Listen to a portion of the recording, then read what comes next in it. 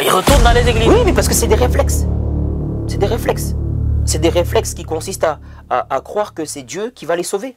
Que c'est Jésus qui va les sauver. Est-ce que c'est pas vrai ça? C'est Jésus qui va les sauver. Mais qu'ils attendent alors.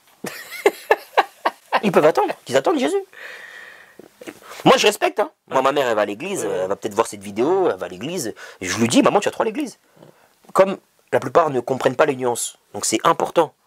Qu'il y ait des églises, c'est une bonne chose. Ouais. C'est un endroit où les gens vont se retrouver spirituellement, vont se retrouver en contact avec le divin. Et c'est important. Ouais. Mais avoir autant d'églises, c'est révélateur d'un dysfonctionnement psychologique.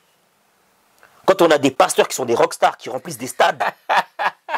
Le vrai souci qui est pour moi, selon moi bien entendu, vous connaissez la manœuvre maintenant par rapport à le fait qu'on puisse regarder de l'autre côté du miroir, c'est surtout déjà la qualité des pasteurs, leur qualité d'esprit, leur qualité d'âme et surtout leur intégrité par rapport au respect de soi et à l'argent.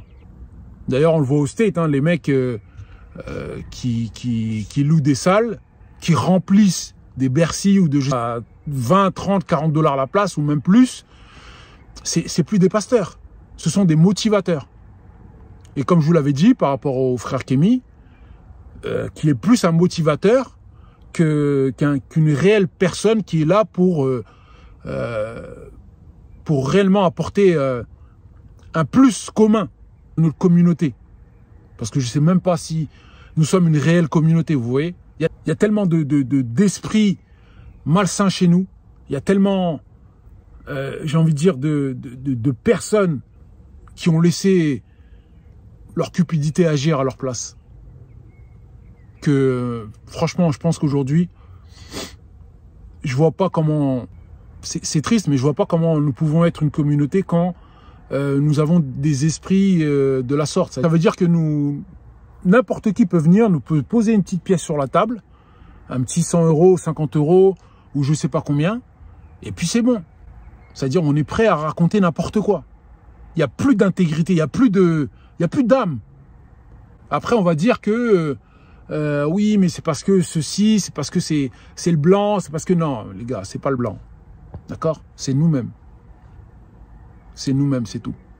Donc, pour en revenir au pasteur, c'est-à-dire, moi, c'est une vraie question. Est-ce que une personne qui a été détruite comme ça, c'est-à-dire qui a vu des corps par terre, qui a vu découpé, qui a vu des femmes qui ont été vées, qui a vu des choses de fou, des enfants, tout ça, etc., avec un environnement sale, détruit, en ruine, cette personne-là, qui ne s'est jamais émancipée, c'est-à-dire qui ne connaissait déjà pas la religion, c'est-à-dire que du jour au lendemain, c'est mise comme par hasard dans la religion,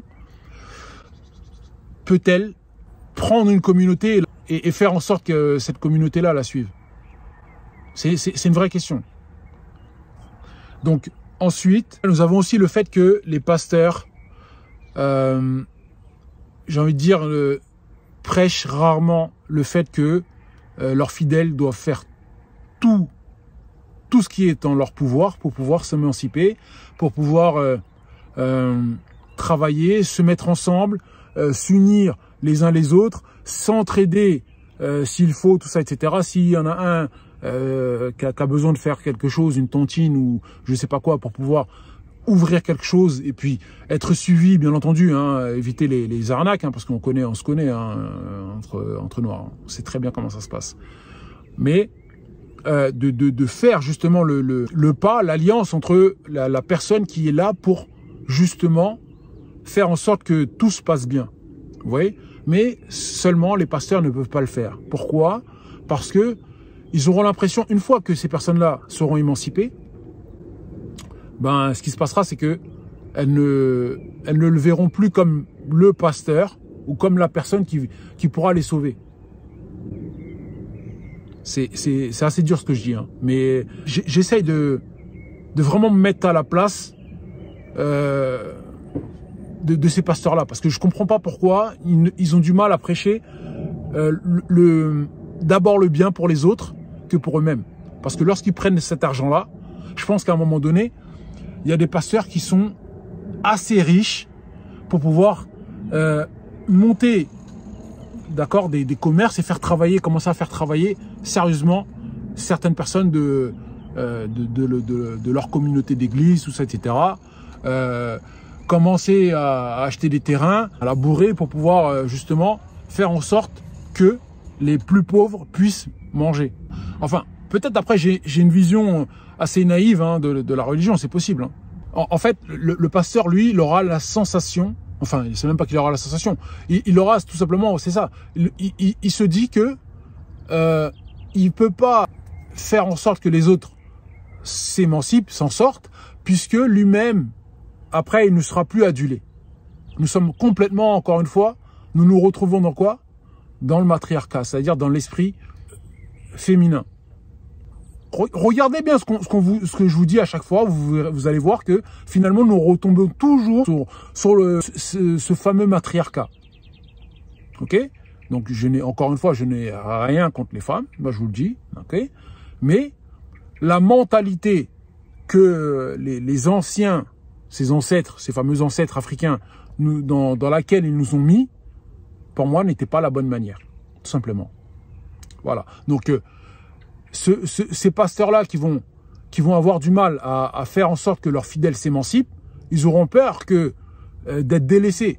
Alors que c'est totalement faux. Ça veut dire que celui qui te délaissera, c'est que finalement, en réalité, c'est pas une personne. En fait, vous pouvez pas prier, croire en Dieu, et une fois que vous êtes riche, ne plus croire en Dieu. Ça, c'est des trucs. C'est que ça veut dire en fait depuis le début, votre foi, elle était molle. Votre foi, elle était faible, elle était fausse. C'est tout. Maintenant que je suis millionnaire, j'ai gagné au loto. Maintenant que je suis millionnaire, c'est bon. Je vais plus à la mosquée, je prie plus. Je vais plus à l'église, c'est bon. Non, mais attends. Tu vois, c'est ridicule. Une personne qui croit en ce qu'il croit, il croira, peu importe qu'il soit riche ou qu'il soit pauvre. On n'est pas chez Claudel Nobicier où ça y est, il pense que Dieu a laissé les pauvres de côté et puis les riches de l'autre. N'importe quoi. Chacun, dans le monde, chacun vient avec son fardeau, chacun vient avec ses épreuves. Faut pas croire que le riche, il est beaucoup mieux dans son épreuve que le pauvre. Certes, il y a des facilités, mais il y a beaucoup plus de chances pour lui de sombrer dans le côté du mal. Donc il faut arrêter à un moment donné de toujours tourner les choses juste pour soi. Donc voilà, c'est vraiment là cette question-là pour le pasteur. Est-ce que s'il laisse les autres s'émanciper, est-ce que pour lui ce sera, je veux dire, ce sera bien, ou au contraire, s'il aide les autres, justement, ils pourront lui rendre d'une autre manière, hein, c'est-à-dire ils pourront même prier pour lui afin que il puisse, entre guillemets, rentrer au paradis et tout ça, etc.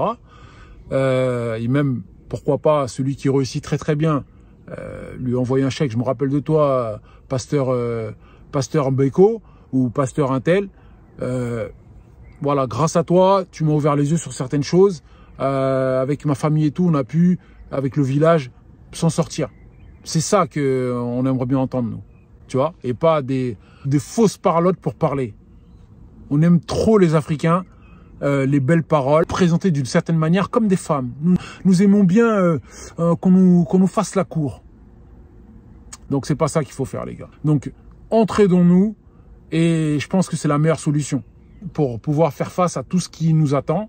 Celui qui sait pas lire, aide l'autre à apprendre à lire, etc. Juste des petites choses, et vous verrez que ça ira bien. Que la paix vous embrasse. C'était Djalik pour l'Antidoctrine.